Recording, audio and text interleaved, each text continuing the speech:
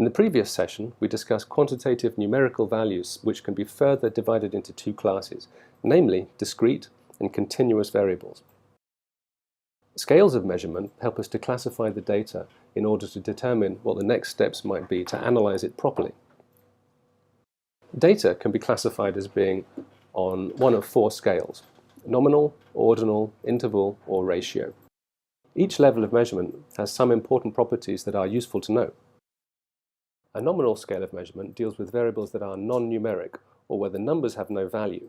In other words, we can put them in any order and it wouldn't matter. Hence, the numbers have no arithmetic properties and act only as labels. Some examples of nominal scale include gender, race, identity card number, telephone numbers, and street addresses. Now, let's look at ordinal scales. An ordinal scale of measurement looks at variables when the order matters, but not the difference between values. When you think of the word ordinal, think of the word order.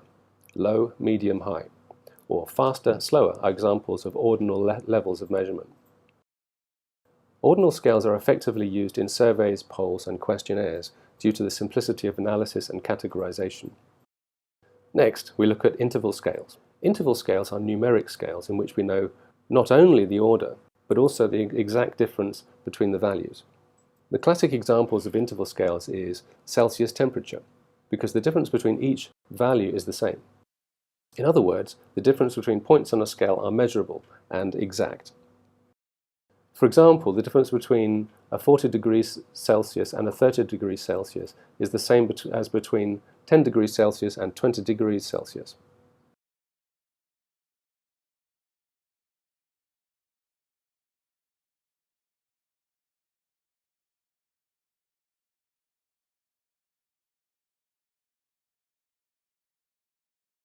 Ratio scales differ from interval scales in that they have a zero value, and points along the scale make sense as ratios.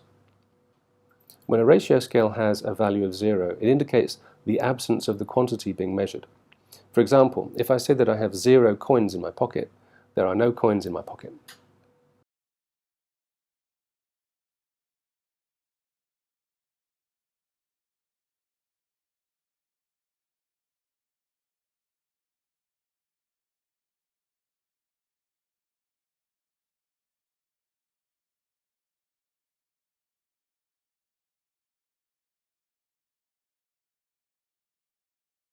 Next, we discuss the type of data and the methods in which the data is collected.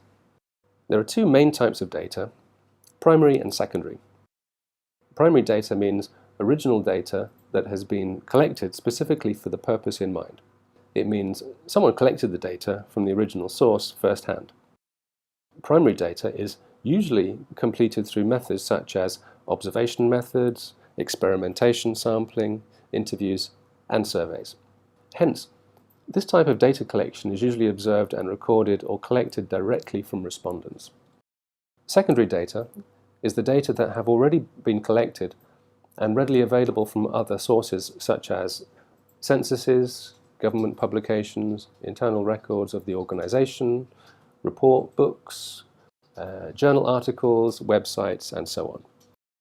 So what are the main methods of data collection? The more common methods of data collection include secondary data searches, participant observations, interviews, surveys, questionnaires, and experimental research. Another method of data collection, and most systematic method, is the experimental method. This method relies on controlled methods, random assignment, and the manipulation of variables, ensuring the sample is representative of the population. The experiment is the most highly controlled of the research designs. In this section, we discussed four scales of measurement, namely nominal, ordinal, interval, and ratio, and the types of data and the methods in which the data is collected. In our next section, we will discuss several methods of describing data and data relationships through dot plots and box and whisker plots.